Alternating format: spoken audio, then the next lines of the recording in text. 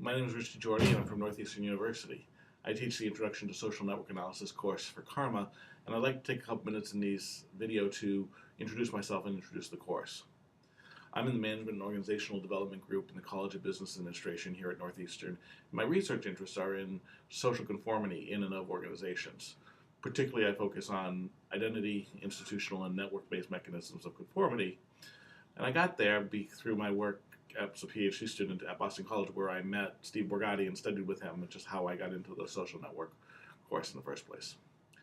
The Introduction to Social Network course is really designed as a 2.5-day sort of boot camp to take people with little to no experience with social network analysis, perhaps have some data, done some collection of data at the beginning or read some articles, but really haven't done a lot with it, and bring you up to the point where you're comfortable doing actual analyses using the tools that we cover in the course, which are UCINet and NetDraw.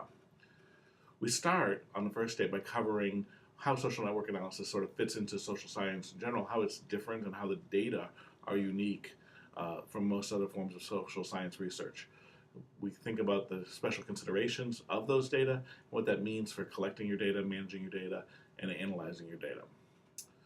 We do focus a little bit on the mathematical underpinnings, primarily graph theory and matrix algebra, but we don't go into too much depth there. We use that more for terminology than for actual sort of analysis, because the tools do the analysis for us. So it's understanding why and when to use which analyses rather than how to do the base level calculations. What we want to do by the end of the first day is have people very comfortable with the concept of social network theory, where it is, and how to do social network analysis, and how to use these particular tools. So we do hands-on data entry, we do visualizations, we walk through the tools, and between that and situating social network theory within the larger realm of social sciences, that takes up more or less the first day. The second day is all sort of major work in social network theory. In particular, we cover two umbrella constructs. One, centrality, is really a suite of measures that capture who's important in the network. But there are many ways in which people may be important in the network, and therefore there are many different measures of centrality. They all fall into really 4 categories, and we cover all 4 categories with a characteristic measure from each category. We do the sort of discussion of how and what they measure first, and then we do hands-on labs where we measure them and visualize them and use the tools to do that. The second part is social capital, which is another very big area of social network analysis and social network theory that covers a range of things. Our primary focus will be on brokerage and structural holes, which is the major area that work is going on in social capital these days. But there's other work, and we do cover ego net composition measures of social capital as well. Again, we first go through them from sort of the theoretical perspective, tying them to social theory, and then we do the hands-on work in doing the analysis. That covers pretty much all of day 2. And then our last day, our half day, we really focus on testing hypotheses in social network analyses. Because the data are characteristically different, there are special considerations about testing the theories. You can't just use typical inferential statistics because the data violate many of those assumptions. So we talk about how to do it, why we have to do special things.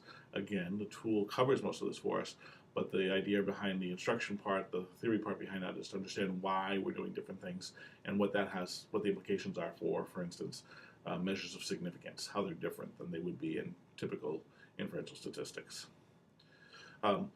Throughout the entire course, I encourage people to ask questions about their own research. We always get a wide variety of disciplines represented: anthropology, sociology, management, communications, innovation, whatever, and a lot of different research interests, meerkats traveling through dens, and the spread of disease, and how to collect enough capital to start a business. So there's lots of diversity in there, and it leads to very good discussions. The goal is, again, for people to walk out very comfortable with the ability to use the tools and how to design and conduct social network research. We hope that people are able to walk away at a time when they can continue to use the tool, maybe not for their own research, but that they have the time to use the tool on a regular basis so they don't sort of get rusty on the skills that they've developed over the 2.5 days. Although we do use sample data sets for the hands-on labs, if people have their own data, they're welcome to bring it and try to run the analyses on their own data. I'm happy to take questions about that during the course too. So really make the most of the course for where you are in the process. I hope that this is giving you some insight into the course. And if you have any other questions, if you look up the social network analysis course on CARMA, my name and email address are there, and I'm happy to take any questions. So feel free to send me an email, and I look forward to seeing some of you at the CARMA Short Courses.